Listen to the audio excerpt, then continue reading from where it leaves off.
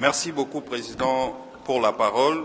Je vais devoir lire l'extrait de mon texte pour rester dans le temps et ne pas abuser de la patience de la plénière. Je prends parole aujourd'hui, chers collègues, avec gravité pour appeler à l'attention de la représentation nationale sur la dégradation préoccupante de la situation sécuritaire dans deux communes de ma circonscription, à savoir Makala et Selembao. Les faits récents sont d'une extrême gravité. Dans la commune de Makala, la famille de Arnold Landungondi, habitant de l'avenue Kiyila dans le quartier Malala, et celle d'Étienne Mabiala, habitant le numéro 15 de l'avenue Makala dans le quartier Tampa, sont aujourd'hui plongés dans le deuil après que leur fils ait été abattu froidement par des hommes armés. Dans la commune de Selembao, au quartier Kalunga, la famille de M. Michou Minissa Maledi est elle aussi durement frappée. Éprouvée, leur fils a été abattu dans des circonstances tout aussi dramatiques, tandis que son frère Blanchard Mukula Ndongala, grièvement blessé par balle, bénéficie de soins appropriés. À travers ces deux familles, honorables députés, chers collègues, ce sont Makala, Selembao tout entière qui pleurent, qui s'interrogent et qui doutent.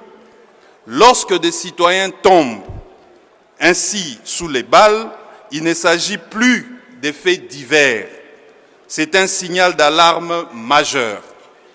Honorables députés, chers collègues, à ces drames s'ajoutent d'autres cas signalés dans d'autres communes de la capitale, notamment Kalamou, où des citoyens, parmi eux des conducteurs de moto-taxi, ont été tués, attaqués dans un contexte de recrudescence d'insécurité urbaine. Ce qui touche aujourd'hui les communes de la Funa est hélas également vécu dans d'autres coins de la ville de Kinshasa. Plus préoccupant encore, plusieurs témoignages évoquent l'implication présumée de certains hommes en uniforme dans des actes de bavure, des tracasseries ou des violences. Ces allégations, si elles sont établies, seraient d'une gravité exceptionnelle, car dans un état de droit, la force publique doit rassurer et protéger.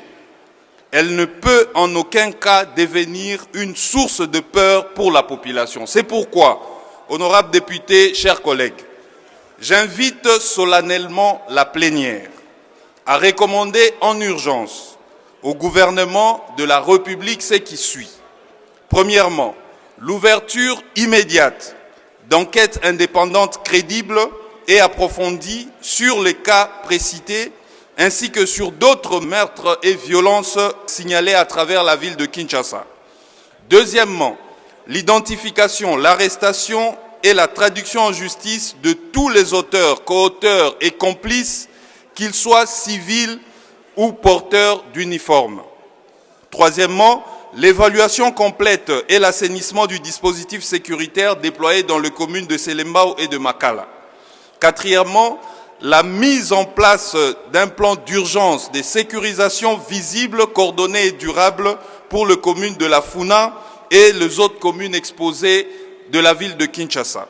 Cinquièmement, une prise en charge étroite de blessés, notamment du survivant grièvement atteint à Selembao, ainsi qu'une assistance médicale, psychologique, sociale, financière et administrative aux familles éprouvées. Sixièmement, la protection des témoins et la présentation au bureau de notre Chambre d'un premier rapport circonstancié dans les 15 jours. J'ai saisi également cette auguste Assemblée afin qu'elle use avec toute sa rigueur de ses prérogatives de contrôle parlementaire, notamment en procédant à l'audition au sein de la Commission Défense et Sécurité des ministres en charge de l'Intérieur, de la Défense nationale et de la Justice sur les mesures de sécurisation renforcées face à cette résurgence d'insécurité. Je suggère également à notre auguste Assemblée de déployer une mission parlementaire à travers les 4 districts de la ville de Kinshasa pour une évaluation de terrain plus approfondie de l'ampleur de la situation sur la période allant de janvier à ces jours en vue d'éclairer la plénière sur des mesures urgentes à recommander au gouvernement. Honorable Président, distingués membres du bureau, chers collègues, je vais chuter par là. La sécurité de nos citoyens n'est pas une faveur, elle est un devoir de l'État. La justice n'est pas une option, elle est une condition de confiance publique. Là où la vie des citoyens cesse d'être protégée, c'est la République démocratique du Congo elle-même qui recule. Makala et Selembao, mieux encore toutes les communes de la ville de Kinshasa et de notre cher et beau pays, ne demandent ni privilège ni exception. Elles demandent ce que la République doit à chacun de ses enfants, la protection, la justice et la dignité. Je vous remercie.